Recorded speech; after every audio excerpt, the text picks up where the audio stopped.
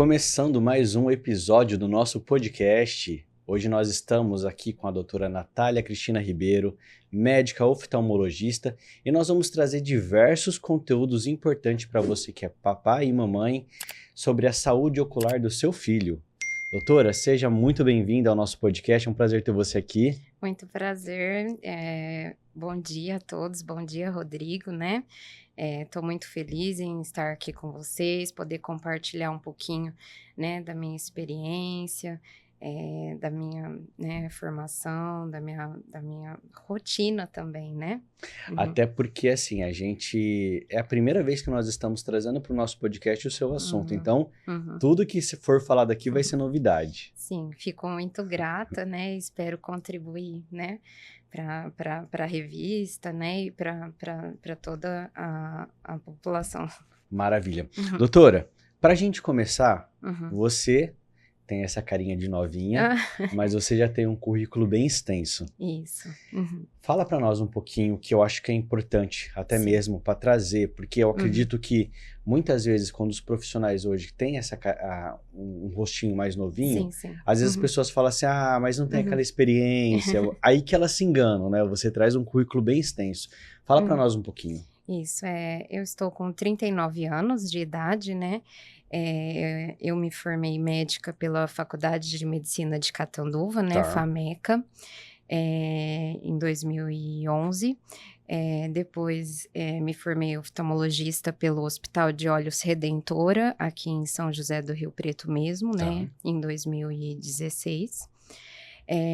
Fiz a subespecialização ou fellow, né, como eles chamam também, no Hospital Regional da Asa Norte, em Brasília, que é um serviço SUS, e terminei em 2017, 2018, né. Desde então atuo, né, na área da oftalmologia pediátrica e estrabismo, que foi minha área de atuação na subespecialização, né, e trabalhei por muito tempo em Brasília, em hospitais renomados de Brasília, e também aqui em São José do Rio Preto. Sou membro titular da Sociedade Brasileira de Oftalmologia Pediátrica, né, e atuo, né, hoje no PAR do Hospital e Clínica Oftalmológica, aqui em São José do Rio Preto. Sou oftalmologista pediátrica voluntária do Projeto Ninho do Bebê, que é uma ONG aqui de São José do Rio Preto, para quem não conhece, muito interessante. Da doutora Cláudia. Isso. Legal, ela é fantástico. E também atuo em Cornélio Procópio, no Paraná, onde eu tenho parte da minha família, meu afilhadinho, minha irmã, e lá eu sou médica oftalmologista do serviço SUS de Cornélio Procópio e tenho agora a minha sala, né, própria no Instituto Neurovascular, que vai ser inaugurada, se Deus quiser, agora dia 5 de junho. Perfeito. Doutora, quando a gente fala sobre a oftalmologia para nós que já somos adultos, a gente sabe também que existe uma certa irresponsabilidade, né? Porque as pessoas muitas vezes procuram o médico oftalmologista só quando tem algum problema, tá sentindo algo. Isso. Quando a gente traz isso daí para a pediatria, existe de fato um procedimento que precisa ser realizado de levar o seu bebê para o médico? Como que funciona? Sim, né, existem protocolos e diretrizes, né, que são formuladas por sociedades, no caso, por exemplo, a que eu faço parte é a Sociedade Brasileira de Oftalmologia Pediátrica, né, mas também existe a americana, europeias, outras sociedades, né, e nessas diretrizes eles estudam, né, de acordo com o seu país, as melhores faixas etárias para estar levando, né, as crianças. E o Brasil, por ser um país continental, pela, né, imensidão do nosso país, eles fizeram a nossa diretriz baseada nessa dificuldade que é, né, às vezes, de acesso da população a uma subespecialização, que é o nosso caso, que não tem tantos especialistas nessa área, tá? E pensando que na questão do SUS também, que grande parte da nossa população é SUS, né? Então, a nossa diretriz, ela recomenda a primeira avaliação do bebê entre 6 e 12 meses de idade, obrigatória, tá? Idealmente aos 6 meses de idade, mas caso não consiga, entre 6 e 2 meses de idade, pelo menos. A primeira, com o oftalmologista pediátrico, tá? A segunda avaliação, entre 3 e 5 anos de idade, mas idealmente aos 3 anos de idade, com o oftalmologista pediátrico, né? A terceira avaliação aos 7 anos de idade e depois, né, de rotina. Mas isso pensando conforme eu falei no Brasil, no país continental, SUS, dificuldades de acesso e tudo. Mas se formos falar de segurança, né, em termos de saúde ocular, o ideal mesmo seria uma vez ao ano, tá, gente? Assim, se você tem a possibilidade, a oportunidade, né, você tem um convênio, você tem condições de pagar particular, você está numa cidade que o serviço SUS consegue, né, ter esse acesso mais fácil, o ideal seria uma vez ao ano levar sua criança no oftalmologista pediátrico. Doutora, a gente também percebe muito a dúvida muito entre os pais sobre a questão assim, existem algumas doenças que a gente consegue identificar de início no bebê? Como que funciona? Quais são algumas dessas doenças que a gente pode identificar? Quais são alguns sinais que elas dão? Sim. Existem, com certeza, né? E a gente classifica como sinais de alarme, né? Que os pais podem estar observando, ou responsáveis, avós, né? E também os pediatras, que são os médicos a terem contato ali com o recém-nascido e acompanhando na puericultura, né? Então, os pediatras, eles, por uma diretriz, eles têm que fazer o teste do reflexo vermelho, né? Nessas consultas, que é o teste do olhinho simples, se eles perceberem alguma alteração já nos encaminhar. E os próprios pais ou responsáveis, como eu falei, também percebendo alguma alteração, né? Então, esses sinais de alarme são entre eles, né? O reflexo branco na pupila, por exemplo. Então, você observa algo branco na área dos olhos, na pupila, ou mesmo na parte externa, que é a córnea, né? Então, é um sinal de alarme para você estar levando a criança, o bebezinho, de imediato no oftalmologista pediátrico. O nistagmo, que é o tremorzinho, né, dos olhos, então o olhinho fica tremendo, né, também. O estrabismo, que é o olho torto, né, o olhinho vesgo, então o pacientinho tem o olhinho desviando para dentro ou para fora, né. Um atraso no desenvolvimento visual, né, então você percebe que seu bebê, às vezes, ele já tá com uma idade que ele deveria estar acompanhando, seguindo, ele né. não tem aquela rapidez para acompanhar o movimento. Então, uma pessoa chega, ele não acompanha ou mexe em direção e ele não, né, então também são alguns dos sinais, né.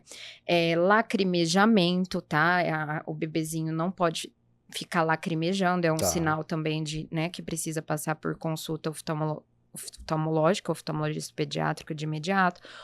Olhos vermelhos, né, prurido, que é o coçar dos olhos, secreção nos olhos, né, que mais? Então, assim, alguns desses são sinais que...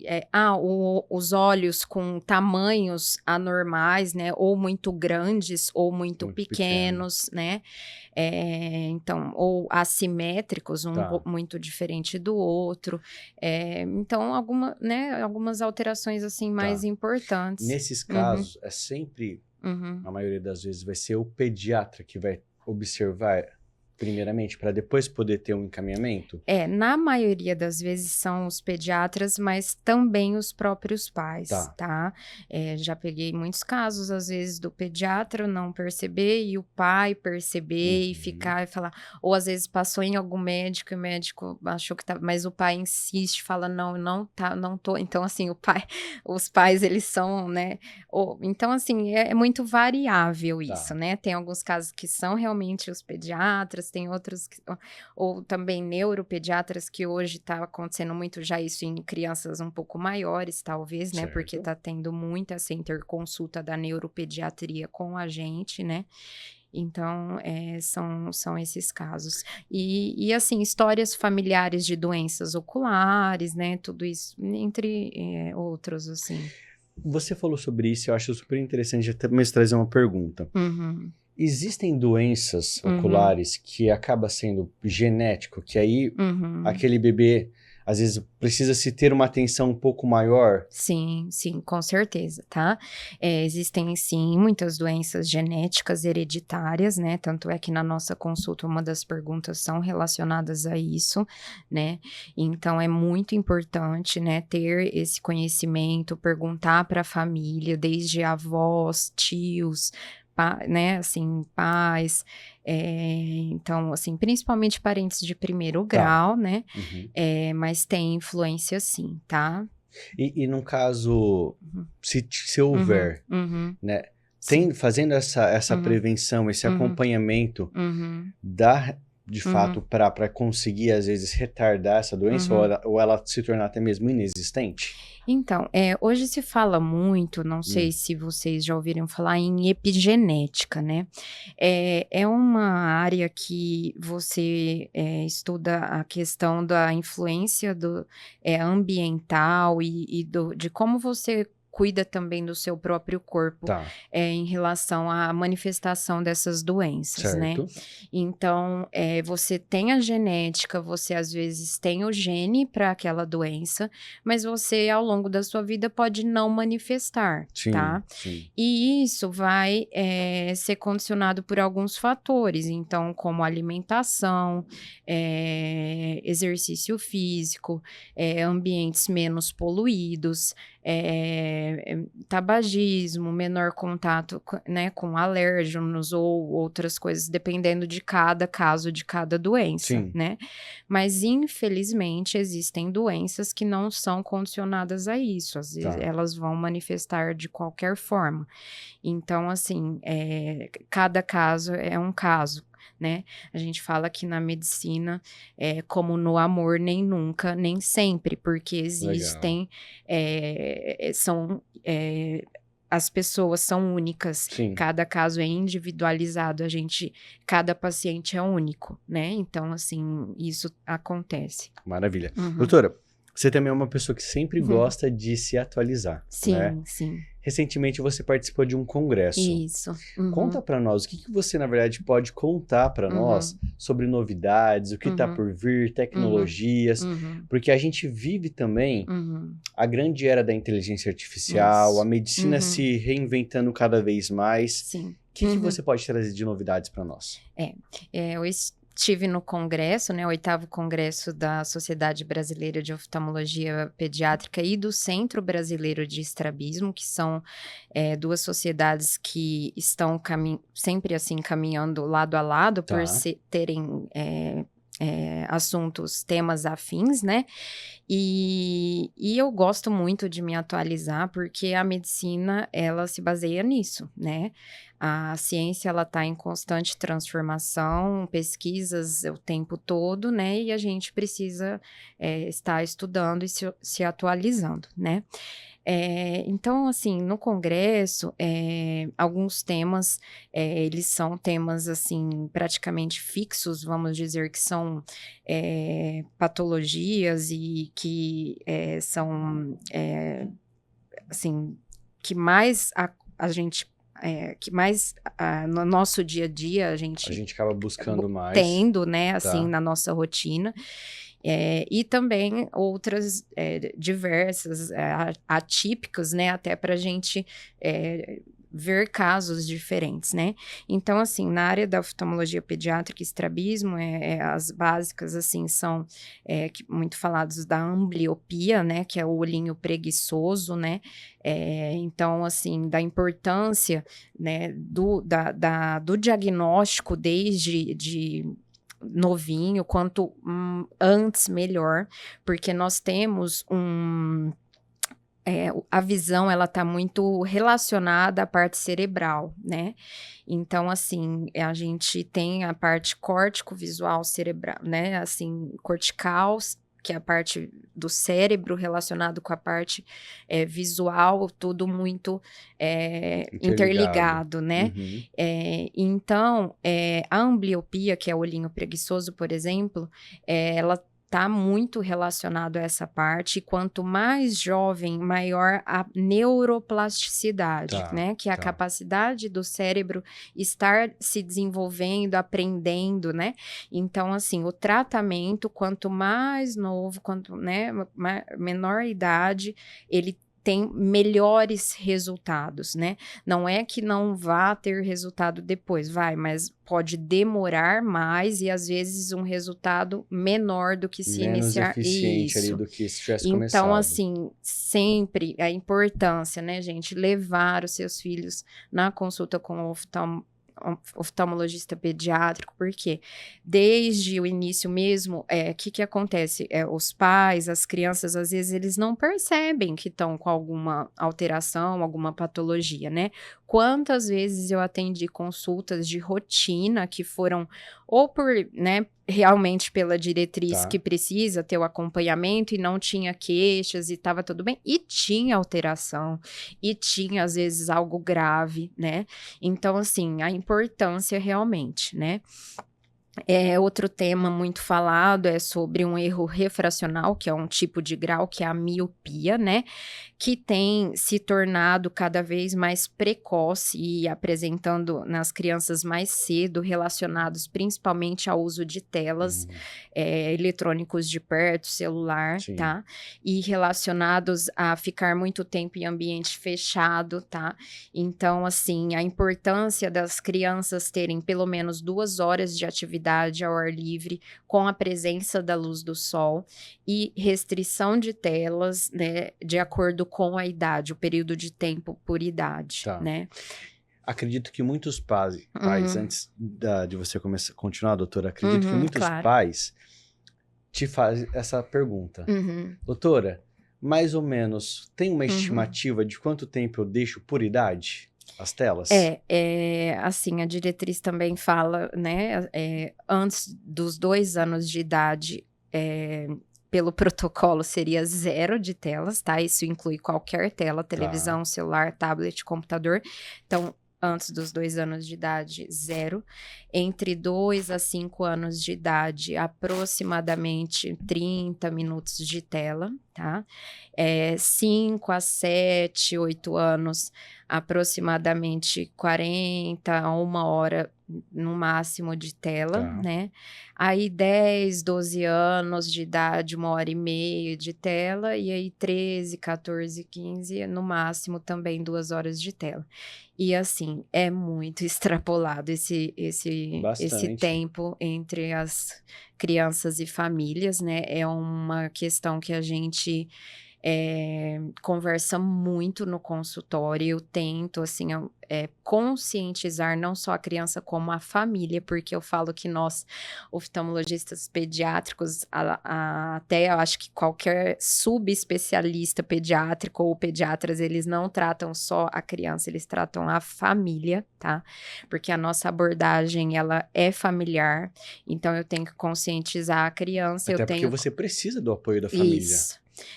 Eu preciso do apoio da família, porque é ele que vai educar a criança, né? É ele que vai tratar, pingar a gotinha, pomada, ou, né?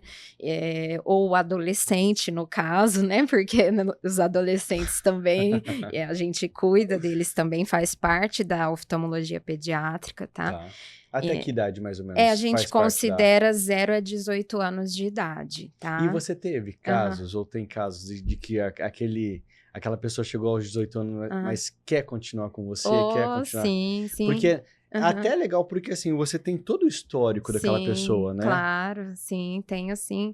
Assim, como eu não tenho tanto tempo assim também, né, de segmento, mas assim, tenho, por exemplo, adolescentes que passaram de 18 anos e querem continuar. E Tá, eu atendo adultos também, né, porque assim, como oftalmologista geral, a minha formação de 3 anos de oftalmologia, ela me permite atender os tá. adultos, fazer a consulta oftalmológica completa, né? Então eu tenho muitos pacientes adultos, né? Assim, que carinhosamente eu atendo com o maior prazer, né? E então isso acontece, existe sim. Maravilha.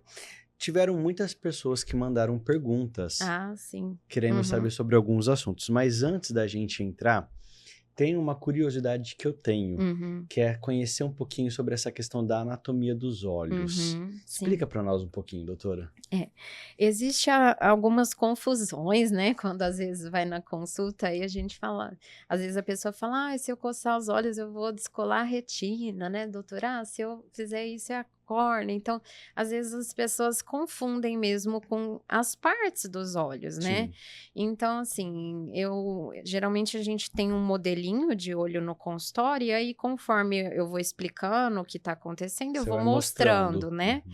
Então, assim, só mais ou menos resumidamente, né? Vou pedir licença aqui. Então, nós temos tudo no nosso olho é importante, né? Então, desde que a gente recebe a luz, né? Porque a nossa visão é projetada por, né? Tudo que a gente está da luz e do reflexo disso, né? Então, os cílios já são uma parte dos nossos olhos importantes, porque eles já são uma proteção. Em Tá, um trauma, em um corpo estranho, os cílios ali já exercem um fator protetor, às vezes de ficar algo nos cílios já é um fator, né? Nós temos as pálpebras, que são também outro fator de proteção. Eu tenho um reflexo, né, de fechar quando vem algo, ali eu tá. já também tenho. Temos a região da conjuntiva, que é essa partezinha transparente ali por cima, parece uma película, e ela tem uns vasinhos vermelhinhos Sim, bem fininhos, sim. né? Já aqui na frente também a córnea, que ela é transparente, essa parte mais na frente do nosso olho, que eu costumo falar que é o vidrinho do relógio do nosso olho, é Sim, extremamente importante, porque ela protege o nosso olho e ela tem que estar sempre muito bem lubrificada, né? Então, a glândula lacrimal produz a lágrima e deixa e outras glândulas que temos também aqui nessa região, deixa a córnea lubrificada. O nosso olho, ele tem que estar lubrificado, sim. tá? Eh, e aí, temos a esclera, que é a parte branca, né, do olho, que como se fosse a capinha, né, do nosso olho, eh, com os músculos, porque nós temos músculos também nos olhos, em várias partes dos olhos, mas os músculos extraoculares, que a gente chama, que eles estão grudados na esclera, que são responsáveis pela movimentação dos nossos olhos, são Que 6 legal. músculos em cada olho, tá? E as estruturas mais internas, né? Aí já vem para parte da íris, que é o colorido do olho, então castanho, azul, verde, né? Então a íris, que é o colorido, a pupila. A pupila, na verdade, é o pretinho lá no olho, mas que, na verdade, ela é um buraquinho, né? A pupila, ela é um buraco. É o preto que a gente enxerga, mas ela é um buraquinho, né? Aí temos também o cristalino, lá por dentro também atrás, né, que é uma lente transparente natural que Deus nos deu, né, com um poder dióptrico, né, que é o cristalino que o envelhecimento ele vai formar catarata, né, Tá, que todos vamos ter se envelhecermos, né, mas existem outros tipos de catarata ao nascimento, na infância também, né. tá. E temos mais internamente as paredes mais internas dos olhos, que é a retina, né? O nervo óptico, a parede da retina é a parede interna que recobre a parte interna, né, dos olhos. O nervo óptico, a coroide, que também é uma parede, né, mais interna. E tem o vítreo, que é um gel, entre aspas, tá? Para vocês entenderem, que compõe a parte do olho para ele não murchar, né? Para ele ficar estruturalmente, né, formado, né? Então, assim, às vezes o que eles mais confundem é córnea com retina. Sim. Mas, assim, córnea, então, é essa parte da frente do olho, transparente, e retina é lá por dentro, que é a camada interna do olho, da bolinha do olho, lá por dentro, né? Que é o que eles mais confundem. Então, assim, quando eu falo em coçar, é pensando em prejudicar a parte aqui da frente da córnea mesmo, porque eu posso alterar essa curva, né? E existem doenças relacionadas a isso. Então, coçar não é normal, tá, gente? Não pode coçar os olhos. E a parte interna, lá dentro dos olhos, que é a retina, né? Quando eles falam de descolamento de retina, descolou a retina, é lá por dentro, né? E aí já são casos no sentido de traumas, às vezes mais bruscos, de um trauma contuso, uma pancada, um soco, uma bolada, tá? Já peguei criança jogando tênis que levou uma bolada e teve uma rotura na retina, né? Então, aí, no caso desse, é só cirúrgico? Aí é avaliado pelo especialista em retina, que é outra subespecialidade da oftalmologia, e se for uma rotura, pode ser feito um laser, mas é um procedimento, né, assim, e dependendo do caso, às vezes é cirúrgico mesmo, se já começou um descolamento ou alguma coisa nesse sentido, é um caso cirúrgico mesmo, né? Então, assim, o nosso olho é maravilhoso, né? E eu não sabia que tinha tanta coisa. E assim, isso eu resumi, tá? Porque, assim, tem muito mais coisa. Talvez eu tenha até esquecido algo, né? Mas, me desculpem, mas eu falei de uma forma resumida, mas, assim, são estruturas maravilhosas e a visão, acho que é um dos sentidos... Bom, eu sou suspeita. É uma das coisas mais lindas que existe, né? E assim, eu sou muito grata por poder cuidar da visão, né? E trabalhar com crianças também. Então, assim, isso é algo que me enriquece a minha alma. Até aproveitando, falando um pouco sobre isso, sobre essa sua questão que você trouxe. O que fez você seguir pela oftalmologia? Na verdade, você teve a inspiração de alguém? Então, como que foi? Na verdade, a oftalmologia a gente não vê muito na faculdade, tá? É uma área que a gente não tem muito na faculdade. Durante o período da faculdade, eu achei que eu fosse fazer pediatria, porque eu sempre tive uma afinidade com as crianças. Acho que pela questão da pureza, né? Da sensibilidade, né? Eu amo a pureza das crianças, né? Então, eu sempre tive muita afinidade com as crianças. Mas durante o período da faculdade, no internato, eu me sobrecarreguei de tal forma, né, tanto fisicamente quanto emocionalmente, que eu vi que não era pediatria que eu queria fazer por lidar com muitas coisas, às vezes até um pouco pesadas, com morte, famílias sofrendo mesmo, né, assim, então eu teria que passar por aquilo por um período, né, e eu não tenho perfil emocional para isso, então eu acabei desistindo da pediatria. Mas eu acabei indo para uma especialidade também que me desse um pouco mais de tranquilidade no sentido de lidar com alguns temas, por exemplo, morte, né? Então, assim, a oftalmo, a gente pode lidar em algum momento com isso, mas não tão intensamente, né? Então, às vezes uma patologia, por exemplo, um câncer, né? Que pode acontecer, um câncer ocular, né? Mas assim, é mais raro, né? Você lidar diretamente com a morte. Então, foi uma das coisas, né? Da oftalmo. a questão visual em si, o sentido, né, assim, da visão mesmo, assim, é uma coisa que sempre me cativou. Uhum. Essa parte da conexão cerebral com os olhos, né, essa parte, porque é muito interligado e isso me chamava também a atenção. E eu fiz alguns estágios observacionais, porque quando eu descobri que não era mais pediatria, eu fiquei um pouco perdida sobre o que escolher. E a gente é muito jovem quando tem que escolher algo que a gente vai fazer talvez pro Pra vida resto. toda. Isso. Então eu fiz alguns estágios observacionais, até porque a gente não tem muito oftalmo, né, na faculdade. Uhum. E o doutor Cassiano Rodrigues Isaac, que foi meu mestre, meu chefe na subespecialização, foi uma das pessoas em que eu fiz o estágio e ele foi uma inspiração para mim, assim, a maneira como ele atendia, como, né, então, assim, foi, e isso eu achei que foi cativante, assim. E minha tia foi uma das inspirações também, mas ela não é oftalmo, ela é neuropediatra. Que legal. Mas pelo fato, assim, dessa conexão com o neuro, essa parte também Sim, pediátrica, né? Porque ela também sempre teve um carinho muito grande pelas crianças, atendia às vezes crianças na casa dela, sabe? Então, assim, isso também me encantava, então acho que também foi uma inspiração. Perfeito. Uhum. Doutora, você falou um pouquinho sobre a parte do coçar. Isso. Quais são alguns mitos Uhum. que às vezes você poderia trazer aqui para nós? Existe aquela questão assim que você fala assim, não, Uhum. gente, as pessoas falam isso daí, mas isso é um mito, não existe.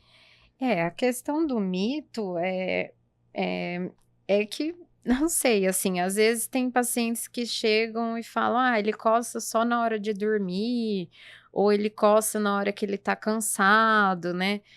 Mas assim, eu considero um coçar, né? Assim, você tem que considerar um coçar, porque assim, as crianças, existem as que não coçam, Tá. né?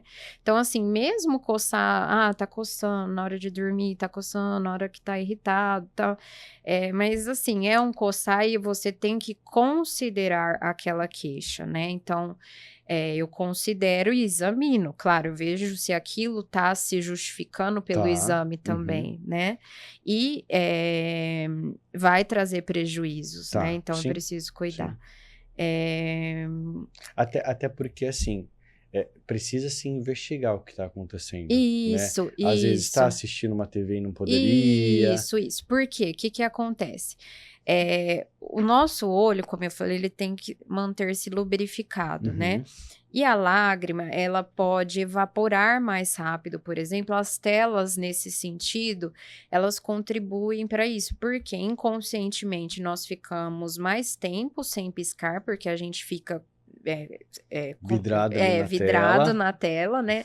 E aí a gente esquece de piscar. E o piscar, ele tem uma influência no sentido de lubrificar e facilitar essa dispersão da lágrima ali né, na superfície. Então, a lágrima, quando a gente não pisca, ela evapora muito rápido e o olho fica seco ali, né? Certo.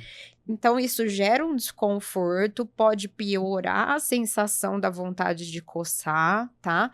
Então, assim, é uma das coisas, tem que diminuir tela ou tentar usar, assim, eu prescrevo, claro, o lubrificante colírio de preferência sem conservantes quando eu diagnostico o olho seco, que é uma doença, tá? Assim, considerada, né, uma alteração oftalmológica, e eu diagnostico muito olho seco nas consultas. Uhum. Tem olho seco em bebês, tem olho seco em crianças, tem olho seco em adultos e tem olho seco em idosos, em todas as idades, tá? Então, a gente tem que tratar. Alergia ocular, né, é uma coisa que leva a coçar os olhos, então a gente fala conjuntivite alérgica ou alergia crônicas, né, assim, as alergias oculares crônicas, então a gente também tem que tratar com, né, colírios e às vezes outros tratamentos também. A questão do coçar que descola a retina, isso é um mito, assim, porque às vezes confunde o que acontece, mas é mais a córnea mesmo, né, que vai estar ali, você vai estar atritando contra a córnea, a não ser que você precoce de balançar em cima, a ponto de machucar a retina, que é lá por dentro, né? Mas assim, é mais a córnea mesmo, tá? E assim, e a gravidade de alguns casos, né, gente? Então, assim, coçar tem que ser avaliado, né? A gente pega casos graves de úlceras, né, de córnea, assim, casos por coçar, casos de ceratocone graves, né, avançados, que é uma doença relacionada a isso, a córnea, a coçar, né? Tá. Então, assim, ter muito cuidado em relação a isso. Perfeito. Agora eu tenho aqui algumas perguntas que algumas pessoas mandaram Tá bom. para a gente poder fazer. Por exemplo, você começou a falar até um pouco sobre isso daí, mas acho que a gente pode trazer um pouquinho mais de informação. Ó, problemas de visão pode impactar diretamente no aprendizado escolar? Com certeza, tá? Foi um dos temas do congresso, né? De palestras, né? Do congresso. E é um tema que vem sendo cada vez mais abordado e que tem que ser abordado por uma equipe multiprofissional, tá? Não é só o oftalmologista pediátrico, né? Então, é uma integração entre oftalmologista pediátrico, neurologista pediátrico, fonoaudiólogo, otorrinopediatra, pedagogo, né? Entre outros multiprofissionais, conforme a gente for sentindo a necessidade, né? Porque alterações visuais, então um erro refracional, um grauzinho, ele pode, né, comprometer essa questão. Então, eu já atendi quantas crianças com suspeita de TDAH, né, de déficit de atenção, que tinham um grau e não estava enxergando direito e a criança não sabia explicar ou nem percebia, porque eu costumo falar que as crianças são muito resilientes. Elas se adaptam super facilmente e para elas está tudo lindo. E às vezes ela está enxergando super embaçado, mas aquilo é o normal para ela. Ela nem sabe o que é enxergar bem, né? Então, a hora que você coloca um óculos nessa criança, a atenção dela melhora, né? Então, assim, diagnósticos, às vezes, de TDAH podem ser um problema visual que você corrigindo aquela questão já melhora a atenção da criança, né? Distúrbios de aprendizado também podem estar relacionados, né? Então, dislexia, disgrafia, descalculia, né? Então, assim, essas avaliações têm que ser feitas com certeza, né? Para descartar qualquer alteração, né? E também com os outros profissionais, conforme eu falei. Tá. Doutora, aí tem uma pergunta aqui, que eu acredito que pode até ser um pouquinho dessa continuação. Qual que é a relação entre a visão, a concentração e o desenvolvimento infantil? Tá. Visão, concentração e desenvolvimento infantil, né? Um dos marcos do desenvolvimento infantil é a visão, né? Tanto é que na avaliação do pediatra, ele tem que abordar essa parte, né? Assim, ver como está o desenvolvimento visual, né? Está conectado, né, gente? Como eu falei, o cérebro, ele está completamente interligado com tudo no nosso corpo também, né? E o desenvolvimento visual, em grande parte, os trabalhos mostram que 40% do nosso cérebro, ele é relacionado com a parte visual, né? Então, assim, esse desenvolvimento, ele está integrado, né? E até mesmo vai ser um resultado de tudo isso, né? Isso. Então, assim, o quanto estímulo você der para a criança, né, desde cedo, já ter um conhecimento sobre essas questões que eu falei hoje, né? E ter o cuidado, a prevenção, né, de realmente levar seu filho, né, mesmo que ele não tenha queixas e que você não perceba nada, porque é aquilo que eu falei, às vezes os pais ou a própria criança não percebem, mas tem alguma alteração, né? Então, assim, isso é fato, né? Tá cientificamente comprovada essa ligação, né? E a parte da concentração também, né? Como eu falei, a visão, ela te proporciona, ela está relacionada a muitas coisas, né? A visão, ela está relacionada a parte espacial, tá? Então, a orientação espacial. A visão não é você só ver uma letra e falar, tô vendo o A, o B, o C, o D. Não, ela está relacionada a equilíbrio, tá? Ela está relacionada à orientação espacial, né? São muitas coisas envolvidas nisso, né? A interação com pessoas, né? Então, é muito além de só ver uma letra, né? Ou algo nesse sentido. Perfeito. E a pergunta que não podia faltar, Uhum. sobre os óculos para crianças. Uhum. É um desafio ao mesmo tempo. A gente vê que num mundo totalmente conectado, cada vez mais com telas, Sim. esse resultado de pais cada vez mais corridos e em alguns momentos que eu preciso fazer alguma coisa, então para o meu filho ficar mais tranquilo, eu coloco um desenho ali no celular. Sim. A gente vê um aumento também de crianças usando óculos cada vez mais cedo. Isso. Como que funciona essa relação criança com óculos? Porque precisa-se de uma adaptação também. Sim, sim. Na verdade, assim, o que eu percebo, lembra quando eu falei sobre família e as crianças no consultório, né? Tá. Existe um tabu, né? Uma resistência muito maior dos pais do que da própria criança ao óculos, tá? Sério? Sério. Nossa, não fazia ideia. Então, eu já tive pais, né? E assim, isso acontece como às vezes, por exemplo, esse ano eu já tive 2 casos daqui para cá de pais que choram, né, no consultório quando eu preciso falar que o filho vai precisar de óculos, né? Então, assim, aí eu converso, acalmo, né? Explico que é uma coisa normal, gente. Usar óculos é normal, tá? A gente só não sabe em que idade, mas todo mundo vai usar. Sim, sim. Então, assim, para ficar calmo, explico, tento acalmar, né? Converso, oriento, né? Dou dicas, né? Mostro um outro lado também de, assim, quão doenças outras mais graves, né? Podem acontecer. Então, assim, é normal usar óculos, né?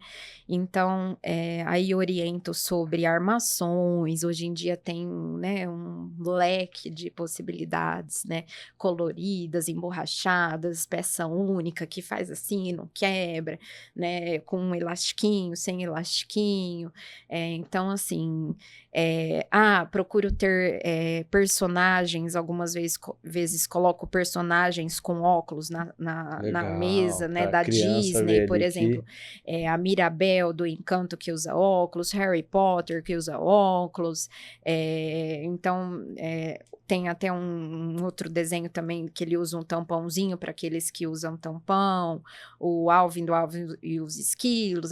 Então, assim, eu explico para tentar colocar um desenho para a criança se identificar, brincar de pirata quando tem que usar o tampãozinho, que às vezes o tampão é mais difícil às vezes que o óculos, né? Então, assim, quando precisa, né? Então, tudo isso a gente vai orientando, né? Mas, como eu falei, a resistência é maior dos pais do que da criança. A criança, é difícil ter uma criança resistente ao uso do óculos. Às vezes é algum adolescente, tá? Mais resistente, mas criança é difícil. E é engraçado que a hora que coloca, na hora que volta na consulta, os pais falam assim: doutora, eu não imaginei. Ele não tira o óculos, ele ama o óculos. Se deixar até dorme com o óculos. Então, assim, aí eu falo, tá vendo? Então, assim, assim, isso é muito gratificante pra gente, porque a gente percebe nisso que a criança está enxergando melhor, né? Eu uso óculos, eu sei o que é você não enxergar tão bem, enxergar bem, né? E eu uso óculos desde os 5 anos de idade, né?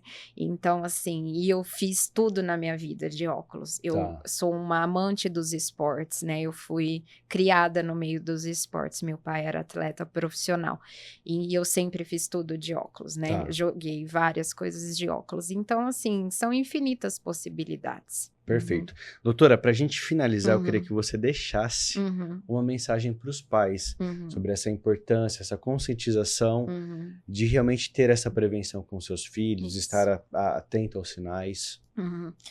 Então, eu orientei sobre os sinais de alarme, né? Então, sempre estarem atentos em relação a isso. Perguntar na escola, né, se tá enxergando bem, cópia, tudo, né? Dar uma conversada às vezes com os professores, mas a consulta de rotina, para quem tem oportunidade, uma vez ao ano, tá, gente? Quem não tem a oportunidade, sempre que possível, Sim. né? E para bebês recém-nascidos também tem os casos específicos de indicações, né? Então, infecções na gestação, que eu acho que não comentei. Então, diversas infecções na gestação, zika, chikungunya, dengue, covid, toxoplasmose, rubéola, sífilis, herpes, né? Ou ao nascimento, né? Também avaliação imediata, né? Casos de prematuridades tem também as recomendações, tá?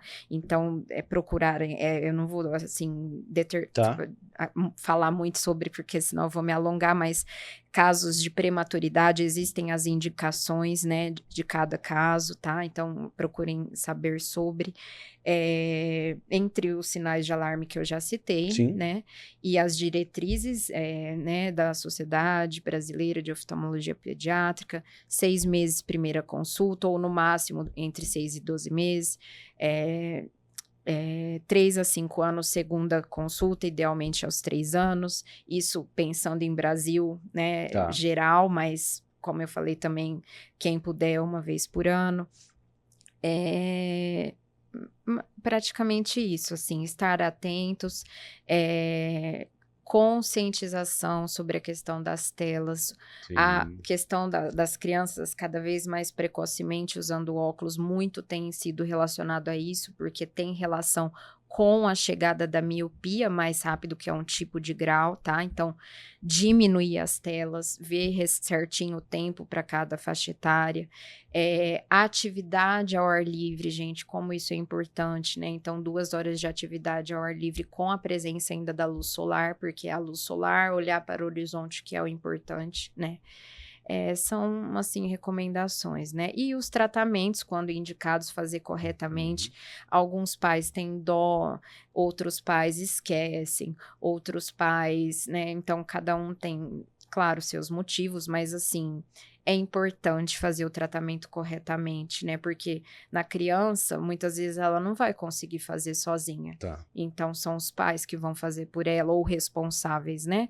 Porque às vezes é um avô que cuida, uma avó, ou, né, um outro membro da família, uma babá, né? Ou fica na creche o dia todo, aí tem que o professor pingar, né? Então, assim, é muito mais complexo, né? A criança não consegue por si só, né? Então, é todo um trabalho conjunto, Tá. né? Então, assim, ter essa conscientização da importância dos tratamentos, tá? Maravilha, perfeito. Gente, que podcast cheio de informação interessante. Muitas coisas que nem eu sabia, acredito que muita gente também não, né? Sim, Porque acaba sim, sendo muito mais amplo, muito mais sim, complexo, né? A sim, gente acaba sabendo só o básico. sim. Então, obrigado pela sua Eu que participação, doutor. agradeço, Espero que você tenha Rodrigo. gostado do seu primeiro. Sim, Logo você vai voltar para falar mais. sim. É meu primeiro podcast, tá, gente? Desculpem qualquer coisa. Eu fico, assim, muito grata em poder contribuir de alguma forma. E eu espero, assim, conseguir ajudar muitas pessoas. Porque isso é interessante, nessa parte dessa contribuição. Num mundo totalmente tecnológico, onde a Sim. gente tem o médico Google e agora também o Sim. médico chat, Sim, né? sim. Então, assim, trazer pessoas realmente de referência que falam sobre o assunto Sim. é importante. A IA, né, a tecnologia toda, eu acho que ela vem sim para ajudar, mas eu acho que é um conjunto, né? O ser humano, o profissional, ele tem que estar integrado nisso, né? Porque um não vai conseguir sem o outro. Acho que é uma integração, acho que a gente tem que aceitar, e eu quero aprender também Sim. sobre a IA, quero me atualizar, já estou procurando atualizações nesse sentido, né? E eu acho que é um trabalho em conjunto. Maravilha. Não é substituir. Exato. É acrescentar. Isso. Né? Doutora, muito obrigado. Obrigada, Deus te Rodrigo. abençoe. Amém. Também. Parabéns pelo seu trabalho. Muito obrigada. Fica com Deus. Obrigada, gente. E nós vamos ficando por aqui. Se você gostou desse conteúdo, não esquece de encaminhar para aquela pessoa que você tem certeza que vai tirar muito proveito. Aproveita, siga a gente nos nossos canais, no YouTube, no Instagram, porque a gente vai postar muito sobre esse conteúdo e outros que são relevantes. Porque a nova versão e o Além da Página quer isso, levar cada vez mais conteúdo bom para você. Ficamos por aqui e até a próxima. Um abraço.